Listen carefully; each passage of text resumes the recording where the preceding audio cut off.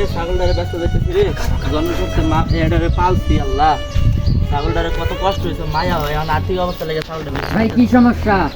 আরে ভাই ছাগলটারে ব্যস্ত দেখতেছি আর্থিক অবস্থা একটু খারাপ তো তার লেগে মনে হয় যে ছাগলটা বেচছে ভালো হইলো, আমিও বাজারে যেতেছি ছাগল কেনার জন্য। কয় টাকা চানিলে দাম? ভাই ছাগল তো এটা অন্য শূন্য ছাগলের মতো না, এটা ছাগল আমার কাছ থেকে মানে অন্য মানুষের থেকে আমার ছাগল এটা অনেক ভিন্নতা আছে ভাই। কেমন ভিন্নতা? ভাই মানে এই ছাগলটা অনেক ম্যাজিক জানে, আপনি যদি চান এটাকে আমি ইংলিশে কথা বলাই দিতে পারবো। আচ্ছা বলান দেখি ইংলিশে কথা। ভাইয়া এটা কিন্তু সত্যি ভিন্নতা আছে কিন্তু। আচ্ছা বলান না আপনি। আচ্ছা ঠিক আছে। আচ্ছা বাবা, বাবা এপ্রিল মাসের পরে কি মাস পরে তুই কত দেখি বাবা কাও কাও বেশ ভালো যেতেছি তো মনটা খারাপ হলে কইতাছে বাবা কাও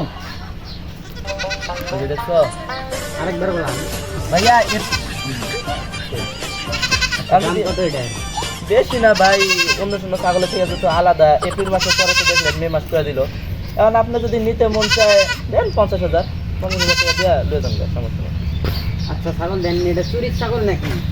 না এটা চুরি ছাগল না, আমার দেখে কি আপনি চোর মনে হয়? জন্মের পর তো এটা পালছি, ছাগলটা মনে হয় যে আমার বাড়ির চেয়ে বড় হয়েছে, এটা আমার হাতে নিজের করা। চুরি লাগে, ওই যে প্যান কাটা এই জায়গা বিক্রি করা। আচ্ছা যাই হোক, মানে আমার একটু পুরানো তো আমার আর্থিক অবস্থা খারাপ সেজন্য আর ছাগলটা পালছি, কথাবার্তা শিখাইছি। চুরির ছাগল হয় না, এই যে ধরেন 50,000 টাকা। আচ্ছা ঠিক আছে, সমস্যা নেই। তাহলে আসো বাবা, যাও।